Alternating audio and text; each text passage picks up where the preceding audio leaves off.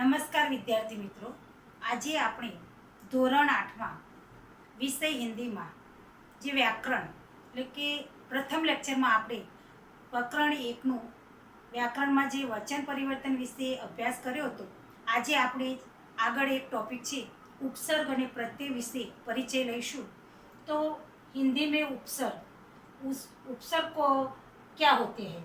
तो शब्द के प्रारंभ में उपसर्ग की व्याख्या है शब्द के प्रारंभ में जुड़ने से ये उनके अर्थ में परिवर्तन लाते हैं, उनके अर्थ में परिवर्तन ला देते हैं उन तथा नए शब्द का निर्माण होते हैं, उसके उपसर्ग कहते हैं. शब्द के प्रारंभ में जुड़ने से शब्द के प्रारंभ में जोड़ने से उनके अर्थ में परिवर्तन ला देते हैं और नए शब्द का निर्माण होते हैं, उसे उपसर्ग कहते हैं. तो અહીંયા આપણે જોઈએ કે વ્યાખ્યાના અનુસંધાનમાં એક એક્ઝામ્પલ લઈને કે શબ્દ કે પ્રારંભમાં તો શું કહેવા માંગે છે કે શબ્દ છે ગુણ. અહીંયા શબ્દ છે ગુણ. હવે ગુણની શરૂઆતમાં પ્રારંભ એટલે કે શરૂઆતમાં કોઈક નવા શબ્દો મૂકી અને નવો શબ્દનું નિર્માણ થાય તેને ઉપસર્ગ કહેવાય છે. તો અહીંયા ગુણ છે, ગુણની સાથે આપણે નવા શબ્દોનું અહીંયા આપણા બુકમાં જે એક્ઝામ્પલ આપેલું છે એ જ લઈએ છીએ.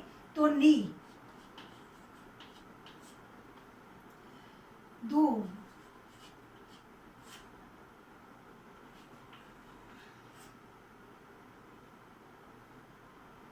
અને અવ.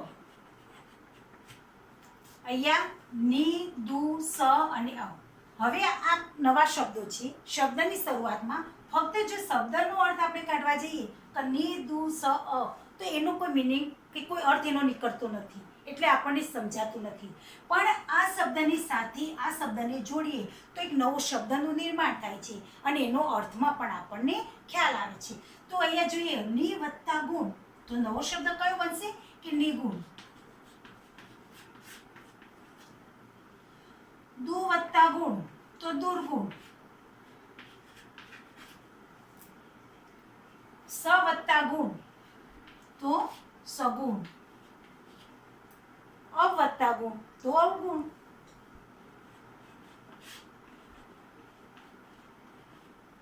આ રીતે શબ્દની શરૂઆતમાં આ શબ્દ મૂકવાથી આ નવા શબ્દનું નિર્માણ થાય છે અને એના અર્થમાં પણ આપણને સમજ પડે છે.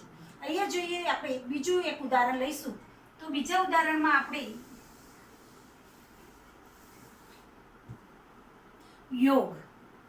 યોગ લઈશું. હવે યોગની શરૂઆતમાં આપણે એક નવો શબ્દ મૂકીએ છીએ. તો સંયમ, સમ, પ્ર, વિ અને ઉપ. જો અહીંયા આપણે જે આગળના શબ્દો છે કે સમ, પ્ર, વિ અને ઉ, આ શબ્દનો જો અર્થ જાણવા જઈએ તો એનો અર્થ કંઈ નીકળતો નથી. પણ આ શબ્દની સાથે બીજો શબ્દ જોડવામાં આવે છે, એટલે કે યોગની સાથે કંઈક શરૂઆતમાં નવો શબ્દ જોડીએ તો એક નવો શબ્દ જ બનતો હોય છે. તો સમ વત્તા યોગ એટલે કે સંયોગ. શું થશે? સંયોગ. પ્ર વત્તા યોગ એટલે કે પ્રયોગ.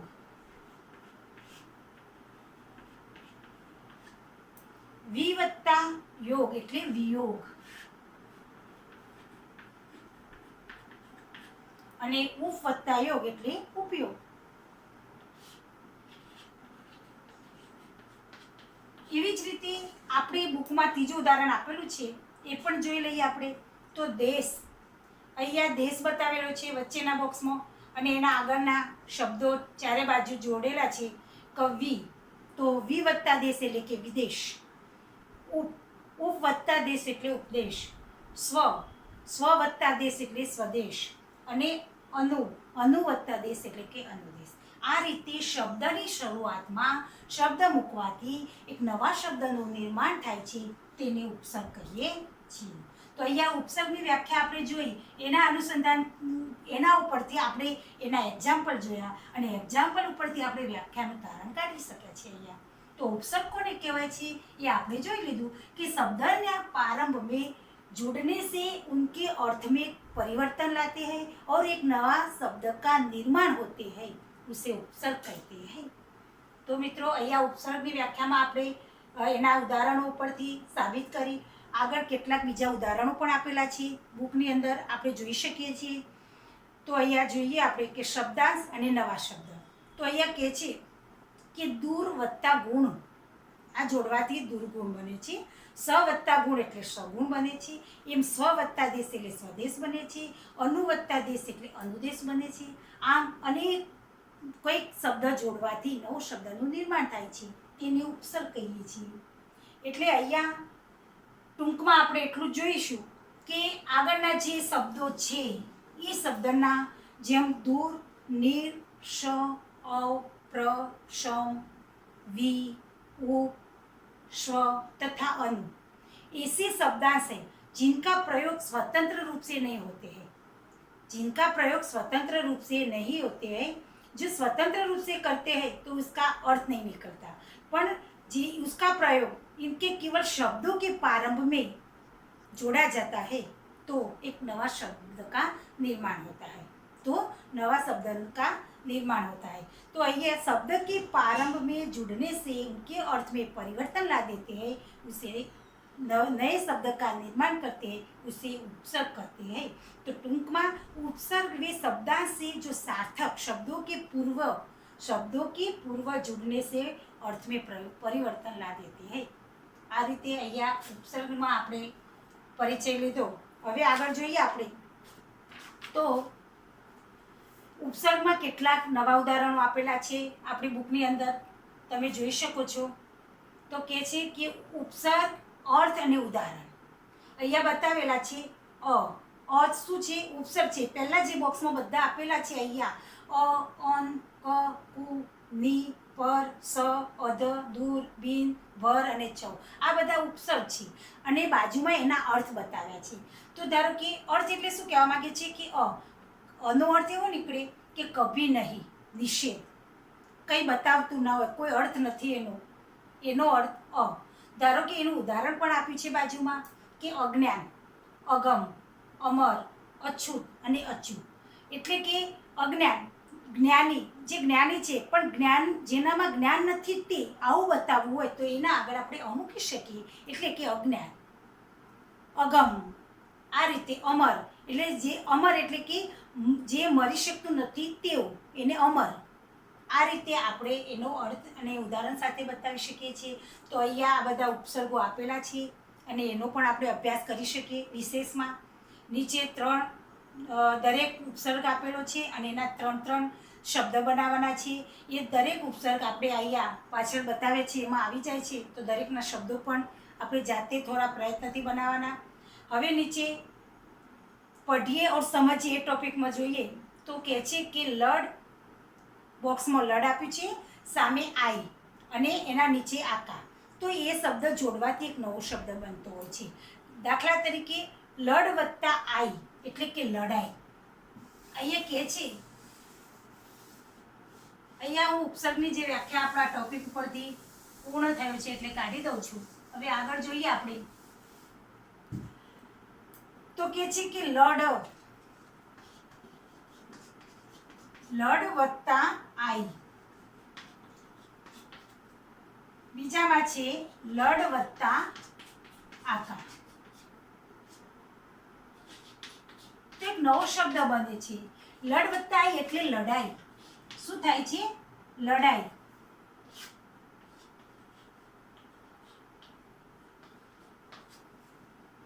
अने लड वत्ता आका एटले लडाका।